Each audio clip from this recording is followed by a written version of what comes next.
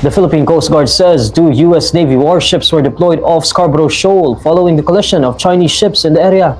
Chinese ships have collided while chasing a Philippines patrol boat near the Scarborough Shoal in the South China Sea.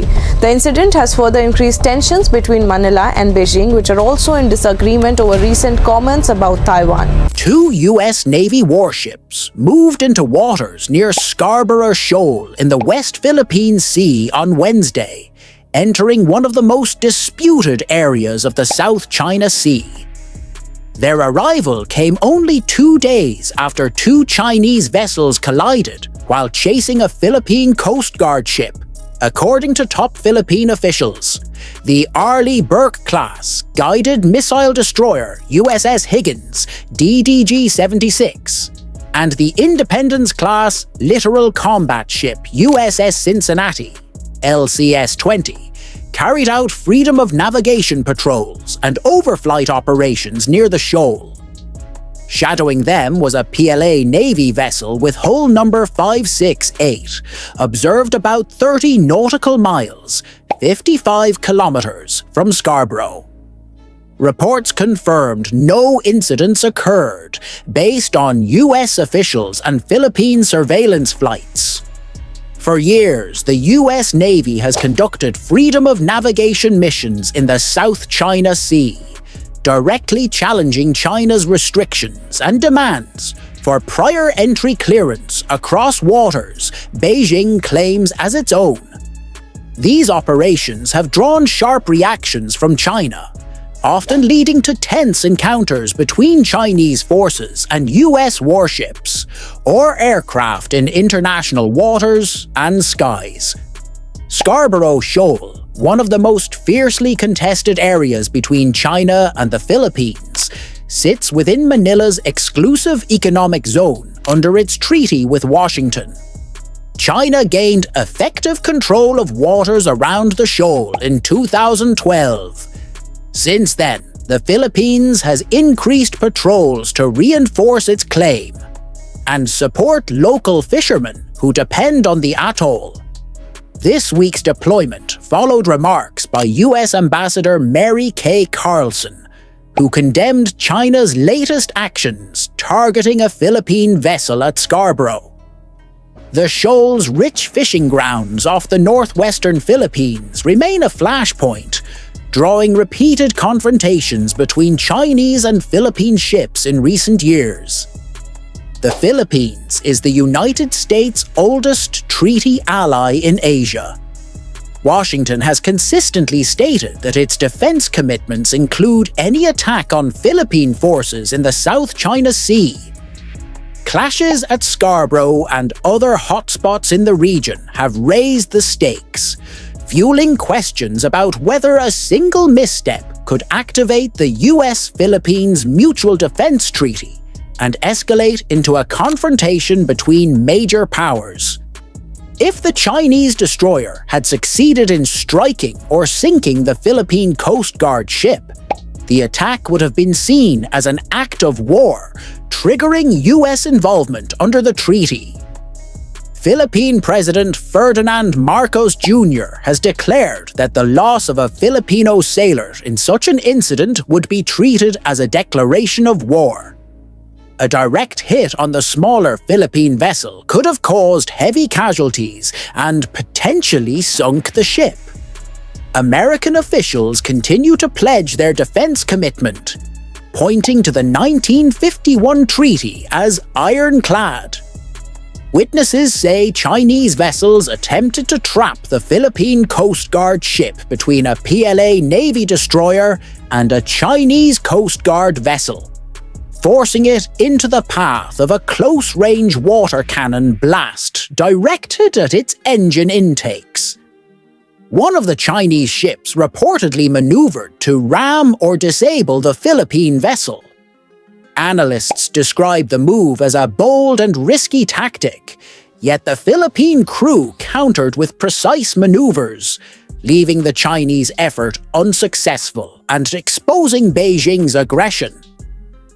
During the same period, a Philippine Coast Guard surveillance flight was intercepted by a Chinese fighter jet, which flew as close as 500 feet laterally to the Philippine aircraft. For 20 minutes, a Chinese fighter jet performed high-risk maneuvers near a Philippine Coast Guard aircraft, flying within 200 feet above it.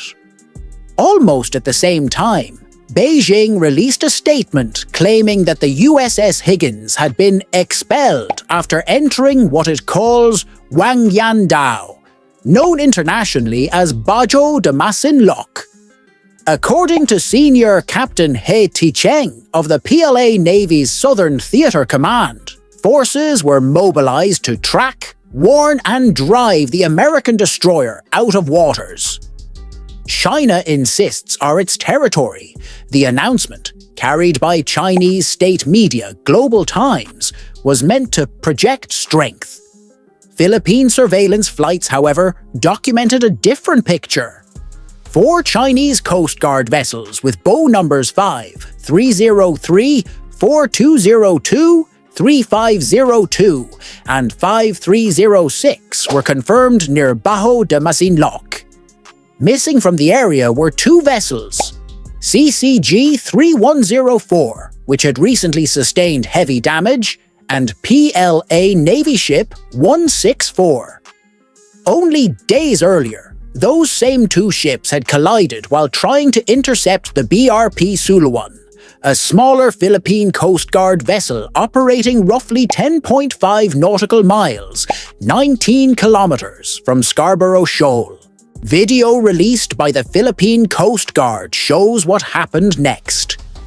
A Chinese Coast Guard vessel opened fire with a powerful water cannon, while Chinese personnel stood exposed at the bow. Moments later, the fast-turning PLA Navy destroyer slammed into the Coast Guard vessel, crushing its bow section.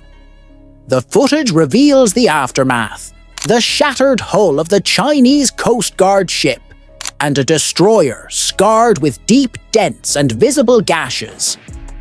This collision has set off alarms across the region. Analysts warn that tensions between China and the Philippines are poised to intensify, drawing both nations into a dangerous cycle of escalation around Scarborough Shoal. The accident may push Manila and Beijing into reinforcing their presence in the disputed waters, filing protests and testing each other's limits at sea. It also raises a larger question. Is the PLA Navy preparing to take a more aggressive role in frontline operations? For years, Chinese Coast Guard ships carried out most encounters with Philippine forces. Analysts note that direct PLA Navy involvement, like the role played by destroyer Guilin in this incident, signals a new stage. Whether this represents a long-term shift or a trial balloon remains uncertain, but Manila has made its response clear. President Ferdinand Marcos Jr. has vowed that not a single square inch of Philippine-claimed waters will be surrendered. The danger lies in miscalculations. The South China Sea is already crowded with overlapping territorial claims, heavily armed vessels, and constant patrols. A single error could spiral into a confrontation beyond anyone's control.